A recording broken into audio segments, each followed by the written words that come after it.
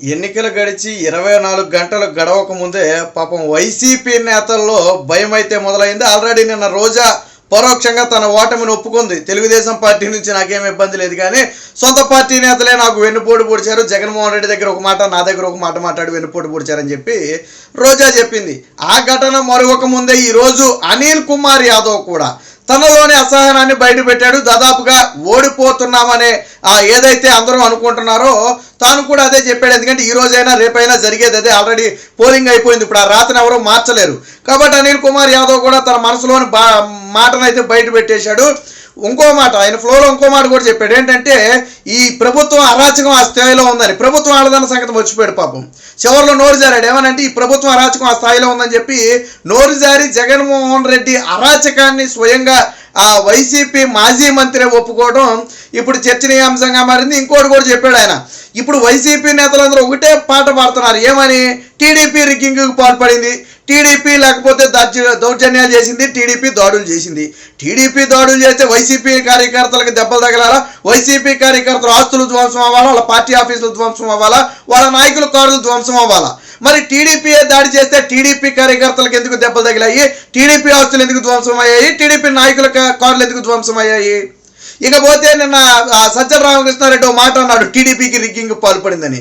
సిగ్గు శరం ఉండాలి. టీడీపీ రిగ్గింగ్ పాల్పడిందని చెప్పడానికి సిగ్గు శరం ఉండాలి. ఎందుకంటే అధికారంలో ఇప్పటి వరకు స్టిల్ ఈ రోజు వరకు అధికారంలో ఉంది. మీరు అపధర్మ ముఖ్యమంత్రి అయినప్పటికీ మీకు కొన్ని అధికారాలు ఉన్నాయి. మరో పక్క సిఎస్ లాంటి వాళ్ళు మీకు అండ ఉండనే ఉంది. మార్చింది డీజీపీనే కానీ సిఎస్ని అయితే మార్చలేదు కదా. ఇంకా కొంతమంది అధికారులు మీకు తొత్తులుగా పనిచేశారు కదా. చివరి వరకు మీరేమన్నారు? 175 అన్నారు. ఈరోజు టీడీపీ రిగ్గింగ్ చేసింది అన్నారు. టీడీపీ రిగ్గింగ్ చేస్తే మీరు నిద్రపోయారా? మీ నోటికి ఏమైనా తాళాలు వేసుకున్నారా, కళ్ళకి గంతలు కట్టుకున్నారా? టీడీపీ రిగ్గింగ్ చేస్తే ఈరోజు ఎన్ని సీసీ కెమెరాలు లేవు, ఎన్ని వీడియో కెమెరాలు లేవు, ఎంతో సోషల్ మీడియా డెవలప్ అయింది, టీవీ ఛానల్స్ 24/7 రన్ చేస్తూనే ఉన్నాయి కదా మొత్తాన్ని కూడా. మరి ఎందుకు మీరు ఇది చేయలేకపోయారు? అంటే కేవలం ఓటమిని పరోక్షంగా అంగీకరించటమే. నిన్నటి వరకు ప్రజల్లోనేమో ఒక భావన పెట్టారు. ఎందుకంటే కనీసం పోలింగ్ బూత్లో కూర్చోడానికి కార్యకర్తలు కూడా ఉండరేమో, జెండా పట్టుకోవడానికి కార్యకర్తలు కూడా ఉండరేమో. ఆల్రెడీ వైసీపీ సభలకు జనం ఎత్తిపోవడం చూశాడు. సిద్ధం అంటే రాలేదు, మేమంతా సిద్ధం అంటే రాలేదు, సామాజిక బస్సు యాత్ర అంటే రాలేదు, గడప గడపకు యాత్ర అంటేనేమో తరిమి కొట్టారు. అన్నీ తెలుసు కాబట్టి కనీసం పోలింగ్ బూత్లో ఏజెంట్లన్నా కావాలి కదా.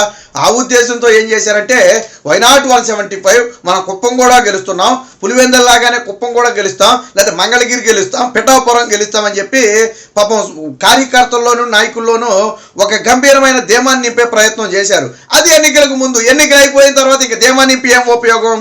ఆల్రెడీ సలబడిపోయింది. ఇక్కడ ఎప్పుడైతే ఎన్నికల్లో పోలింగ్ పర్సెంట్ పెరిగిందో అది వైసీపీ పతనమేనని చెప్పి మొదటి నుంచి కూడా విశ్లేషకులు చెబుతున్నారు.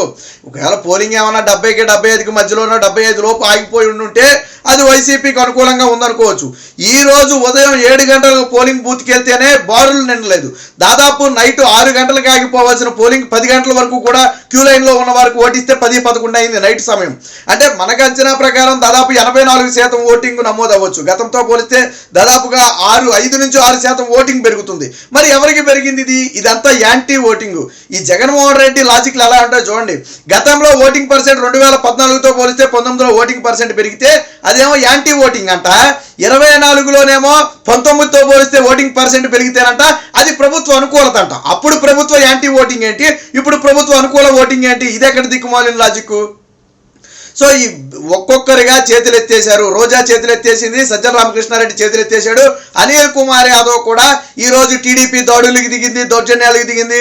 పోలీసులు కూడా టీడీపీ బలంగా ఉన్న చోటేమో పోలీసులు అసలు పెట్టలేదు, వైసీపీ బలంగా ఉన్న చోట్లేమో పోలీసులు ఎక్కువ పెట్టారు. ఎక్కడ పెట్టినా టీడీపీ ఏమైనా దాడులకు దిగిందా, దౌర్జన్యాలకు దిగిందా, టీడీపీ ఏమైనా రిగ్గింగ్లకు పాల్పడిందా? మీరు చెప్పేవన్నీ కూడా అవాస్తవాలు. ఎక్కడా కూడా రీపోలింగ్ చేసే అవకాశమే లేదని చెప్పి election commissioner already Mukesh Kumar Meena చెప్పాడు. అంటే ఎక్కడా కూడా చిన్న ఘటనలు జరిగినాయిలే ఓకేలే, కానీ అది కూడా వైసీపీ నేతలు చేసినాయి. టీడీపీ నేతలు తవబగలు కొట్టారు. టీడీపీ నేతలు పొంగనూరు పెద్దిరెడ్డి అయితే ఆయన సొంత ఇలాకాలో టీడీపీ ఏజెంట్లను కిడ్నాప్ చేశారు. తర్వాత కిడ్నాప్ చేసిన వాడిని అదుపులో తీసుకుని ఏజెంట్లను విడిపించాల్సిన పరిస్థితి వచ్చింది. సో ఇలాంటి వ్యవహారాలు చేసింది మీరు. గొడవలు సృష్టించి ఆ పోలింగ్ని తప్పుదోవ పట్టించాలి, లేదా పోలింగ్ శాతాన్ని తగ్గించాలని విశ్వ ప్రయత్నం చేసింది మీరు. మీలో ఆ అసహనం ఎంత స్థాయిలో ఉందంటే నిన్న క్యూ లైన్లో రమ్మన్నందుకు ఒక ఓటర్ని మీ ఎమ్మెల్యే అన్నాబత్తుని శివకుమార్ చెంప పగలు కొట్టాడు. ఓటర్ చూస్తూ ఊరుకుంటాడా? పాత రోజులు పోయాయి. ఒక చెంప మీద కొడితే గాంధీ గారి లాగా రెండో చెంప చూపించే రోజులు పోయాయి. ఒక చెంప కొడితే ఎదుటి వ్యక్తి 2 చెంపలు పగలు కొడతారు. మీరు ఒక పన్ను కొడతారు, 32 పళ్ళు ఊడేటట్టు కొడతారు. రోజులు మారిపోయాయి. నిన్న అదే కదా జరిగింది. మీ అసహనం నిన్న క్యూ లైన్లోనే బయటపడింది. అన్నాబత్తుని శివకుమార్కి ఏంటంత అసహనం? క్యూ లైన్లో రమ్మన్నారు. ఏంటి ఆయనకి నొప్పి? రాగలిగితే రావాలా, లేకపోతే వెళ్ళిపోవాలా? అంతేగాని క్యూ లైన్లో రమ్మంటే ఓటర్లు కొడతాడా? రేపు అదే ఓటర్ దగ్గరికి వెళ్ళిపోయి 2 చేతులు జోడించి ఓటు అడుగుతాడు కదా. సో ఓటర్లో కూడా చైతన్యం వచ్చింది. కానీ మొత్తంగా వైసీపీ నేతల అహంకారానికైతే చరమగీతం పాడే ఆ రోజు దగ్గర పడింది. ఖచ్చితంగా వైసీపీ ఓడిపోబోతుంది అనే విషయం రాష్ట్రం మొత్తానికి కూడా తెలుసు. అందుకనే ఒక్కొక్కరిగా చేతులెత్తేశారు. తాజాగా అనిల్ కుమార్ యాదవ్ కూడా బేల మాటలు. మేము కాన్ఫిడెంట్గా పోలింగ్ బాగా వచ్చింది, అది మా అనుకూల ఓటే, మేము గెలుస్తున్నాం అని కాన్ఫిడెంట్గా టీడీపీ చెప్పినట్టు చెప్పలేని పరిస్థితి. టీడీపీ ఏమంటుంది? ఎస్ ఓటింగ్ పెరిగింది, మేము ఆహ్వానిస్తున్నాం. కూటమి మొత్తం ఒకటే మాట, పెరిగిన ఓటింగ్ శాతాన్ని మేము ఆహ్వానిస్తున్నాం. ఖచ్చితంగా అది ప్రజా వ్యతిరేకతతో, జగన్మోహన్ రెడ్డి మీద వ్యతిరేకతతో వేసినటువంటి ఓటింగు, అది కూటమికి అనుకూలంగా ఉందని వాళ్ళు చెప్తున్నారు. అదే మాట నువ్వెందుకు చెప్పలేకపోతున్నావు? రోజా ఎందుకు చెప్పలేకపోతుంది? సజ్జల రామకృష్ణారెడ్డి ఎందుకు చెప్పలేకపోతున్నాడు? ఎందుకనంటే మీ చాప్టర్ క్లోజ్ అయిపోయింది. ఒక్కొక్కరు బేల మాటలు బయట పెట్టారు. ఆల్రెడీ జగన్మోహన్ రెడ్డి కూడా ఎన్నికలకు ముందు 2 చేతులు ఎత్తేసి ఈ ఎన్నికలు సజావుగా సాగుతాయనే నమ్మకం లేదని జగన్మోహన్ రెడ్డి అన్నప్పుడే అర్థం చేసుకోవాల్సింది. ప్రజలు లేట్ అయింది. సో ఆ రోజే హింట్ ఇచ్చాడు. ఏమని? రేపొద్దున మేము ఓడిపోతే ఆల్రెడీ మా దగ్గర కారణం సిద్ధంగా ఉంది, ఎన్నికలు సజావుగా జరగలేదని దాని మీద నెట్టేస్తాం, ఎలక్షన్ కమిషన్ మీద. ప్రభుత్వం మీద యాంటీ లేదు, ఎలక్షన్ కమిషన్ సరిగ్గా నిర్వహించలేదని చెప్పి చెప్పొచ్చనే కుట్రలో భాగంగానే ఎన్నికలు సరిగ్గా నిర్వహించలేకపోతున్నామని చెప్పి బేల మాటలు మాట్లాడాడు. ఏమైంది? ఈరోజు ఎన్నికలు సజావుగా సాగాయి, ప్రశాంతంగా సాగాయి. కొన్ని ప్రాంతాల్లో వైసీపీ సృష్టించిన అరాచకాలు మినహా. ఇప్పుడు బేల మాటలు మళ్ళీ బయట పెట్టారు. టీడీపీ రిగ్గింగ్ పాల్పడింది, బీజేపీ రిగ్గింగ్ పాల్పడింది, జనసేన దాడులు చేసింది. సిగ్గుసేరం ఉండాలా? ఈ రోజుకి అధికారులందరూ మీకు చివరికి సీఎస్ ఎవరి దగ్గర పనిచేస్తున్నాడండి? చీఫ్ సెక్రటరీ జవహర్ రెడ్డి ఎవరి దగ్గర పనిచేస్తున్నాడు? ఆయన ఎవరి మనిషి? ఎవరికి అండగా ఉన్నాడు ఆయన? సో కాబట్టి ఇదంతా కూడా ఒక కుట్ర కోణంలో భాగం. వైసీపీ నేతలు ఓటమిని పరోక్షంగా అంగీకరించారు.